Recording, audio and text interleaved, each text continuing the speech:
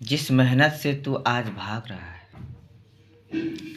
जिस मेहनत से तू आज भाग रहा है, वही कल तुझे सफलता दिलाएगी। झोंक दे खुद को इस आग में, झोंक दे खुद को इस आग में, यही आग तुझे हीरा बनाएगी। हेलो बच्चों, welcome back my YouTube channel अपना गुरुकुल पटना। तो बच्चों, पिछली वीडियो में मैंने लीनियर इक्वेशन के सारे टाइप्स कॉन्सेप्ट को पढ़ा और इस वीडियो में मैं बहुपद के सारे टाइप्स और कॉन्सेप्ट को आप लोगों को पढ़ाऊंगा और सिखाऊंगा। तो बच्चों, हमारे वीडियो को देखने से पहले हमारे वीडियो को लाइक कर दें और अपने भाइयों के पास शेयर कर दें, और हमारे चैनल पे आप यदि नए हैं तो हमारे चैनल को सब्सक्राइब कर दें, क्योंकि आपकी लाइक और आपकी सब्सक्राइब ही हमें हौसला देगा और हमारी हौसला ही आपकी सफलता की उम्मीद बनने वाले हैं बच्चों। तो चलते हैं, हम अपने वीडियो को यहाँ से स्टार्ट करते हैं। तो बहुपद जो होता है बच्चों, बहुपद दो टर्म से मिलके बना है, बहु और पद। तो बहु का मतलब होता है एक से अधिक, और पद का मतलब क्या होता है, जब चर और अचर के गुणनफल को ही हम क्या कहते हैं, पद। तो आते हैं, चलते हैं। तो इसमें आपको दो टर्म्स मालूम होना चाहिए। सबसे पहले चर वेरिएबल, समीकरण में जिसका मान में से निकाला जाता है उसको चर संख्या कहते हैं बच्चों। तो एक्स वाई जितना भी अल्फ़ाबेटिकल जो है कि लेटर है वो सारा क्या है, चर है।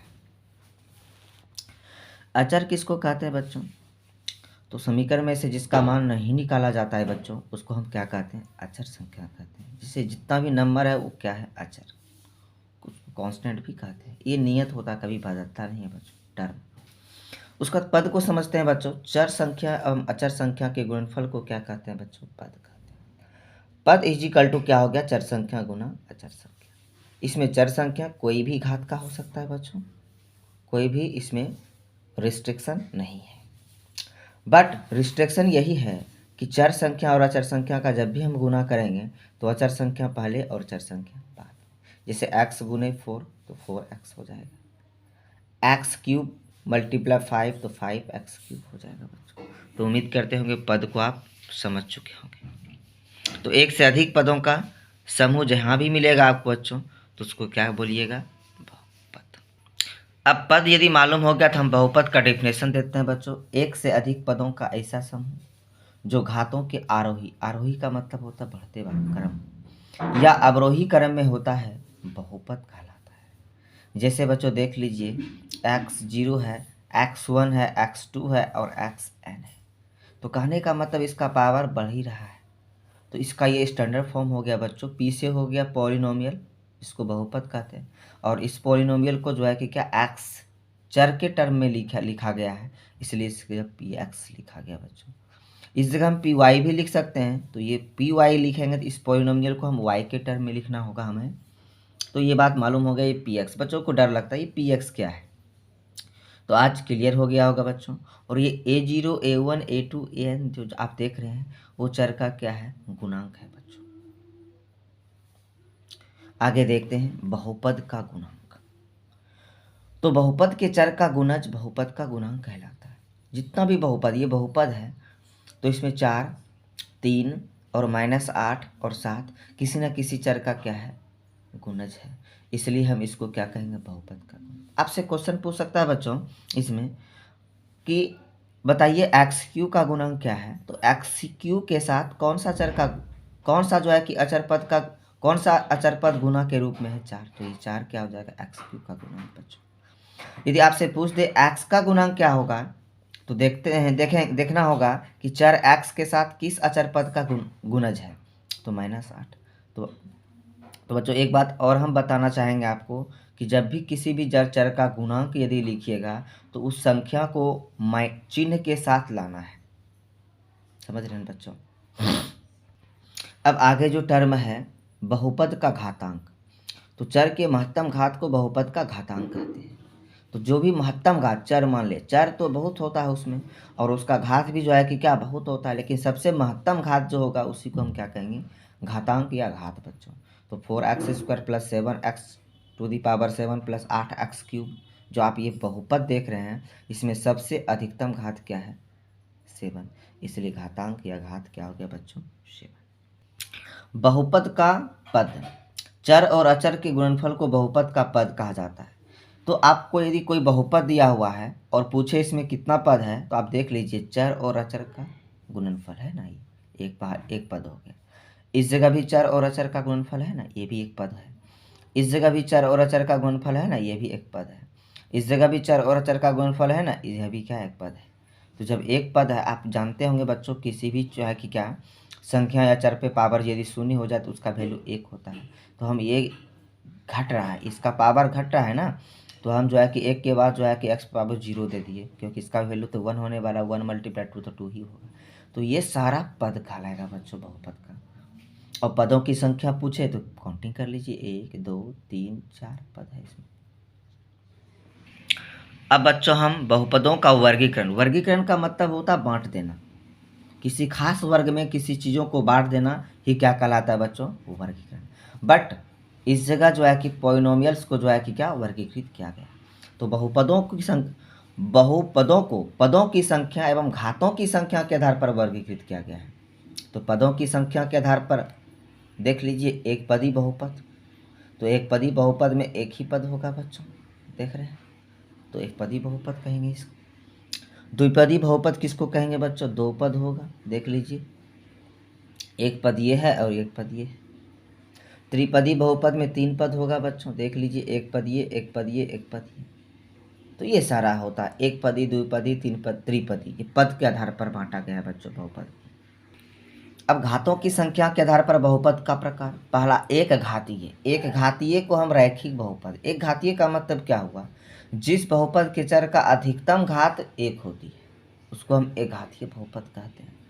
और इसका स्टैंडर्ड फॉर्म लिखते हैं कैसे बच्चों, यदि किसी भी बहुपद का स्टैंडर्ड फॉर्म लिखना है तो सबसे पहले अल्फ़ाबेटिकल AB लिख लीजिए आप।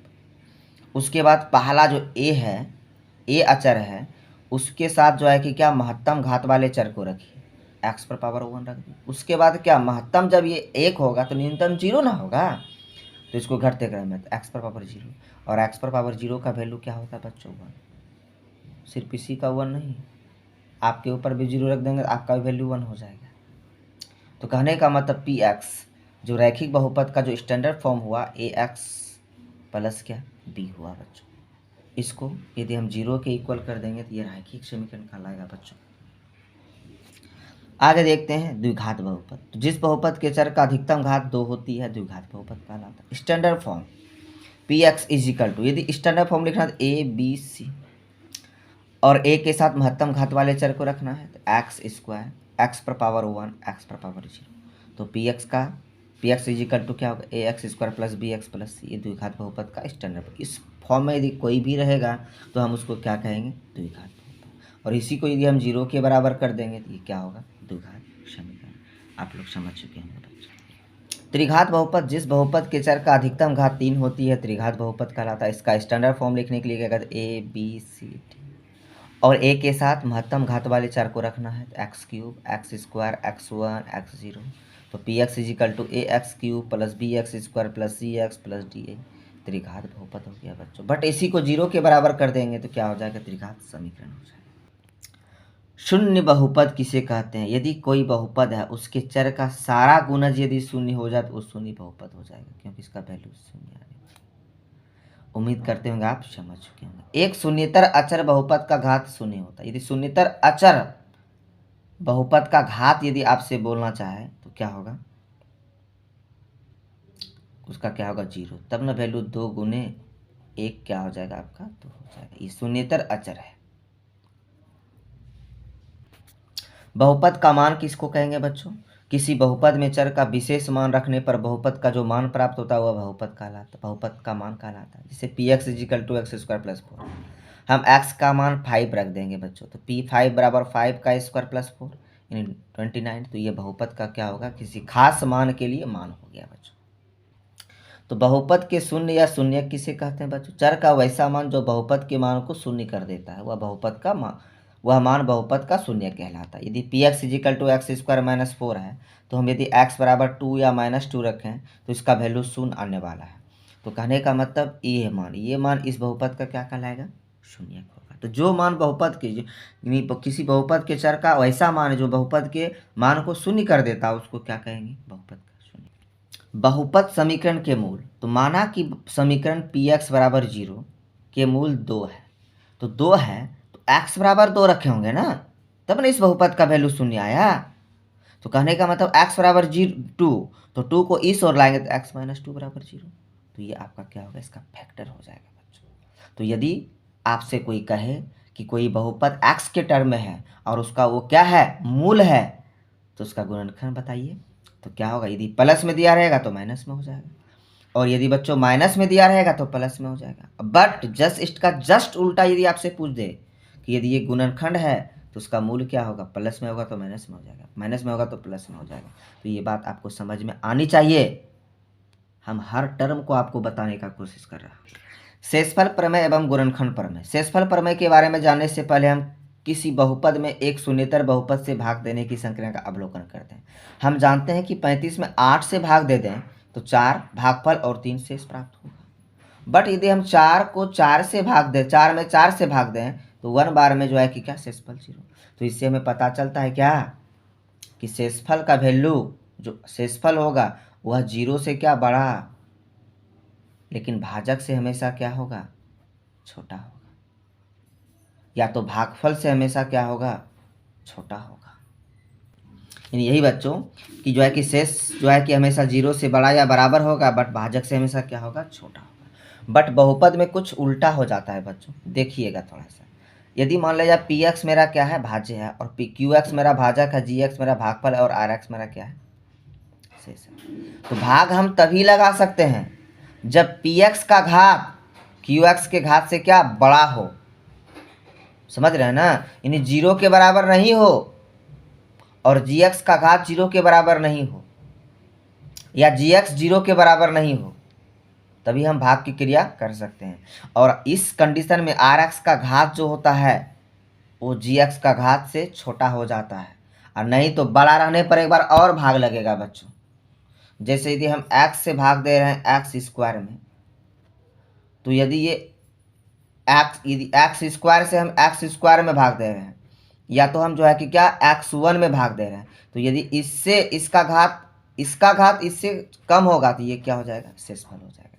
जैसे बच्चों यदि 4 से भाग दे रहे हैं 1 में, तो ये इससे छोटा रहने पर ये शेष हो जाता है। इसी तरह बच्चों तो भाग की क्रिया में देखते हैं, ये जब भाग की क्रिया किए तो शेषफल में जो है कि क्या? 213 हो बचा, तो 213 को क्या लिख सकते हैं? x 213 x पर पावर 0। तो देखिए इसका घात 1 है और इसका घात क्या? 0, तभी ना ये जो है कि क्या? शेषफल है।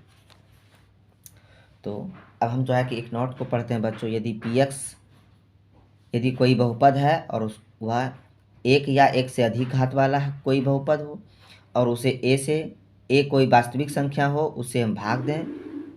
कहने का मतलब x - a से भाग देने पर शेषफल पी ए प्राप्त होता है। इसको समझने की कोशिश करते हैं बच्चों। यदि कोई बहुपद ये है और आपको जो है कि इससे भाग देने के लिए कह रहा है, तो आप जो है कि क्या? थ्योरी में पढ़े हैं कि इसका जो है कि क्या? इसका यदि प्लस में है तो या इस जगह जो है कि इसको 0 करके x का वैल्यू निकाल लेंगे, और आर एक्स जो होगा इसका वैल्यू ही जो है कि क्या? बहुपद, इसका वैल्यू यदि बहुपद में पुट कर देंगे तो वही वैल्यू आर एक्स कहलाएगा बच्चों। पुट करने के बाद देखिए शेषफल 0 आता है बच्चों, और भाग की क्रिया करने के बाद भी शेषफल 0 होता है। तो इससे वो मेरा थ्योरम क्या हो गया? साबित हो गया बच्चों। तो बच्चों हमारा वीडियो इसी तरह आप देखते रहें और लाइक करते रहें और शेयर करते रहें, और इसी तरह आपके लिए हम हमेशा वीडियो बनाते रहेंगे ताकि आपको भी एजुकेशन मिलता रहे। थैंक यू बच्चों।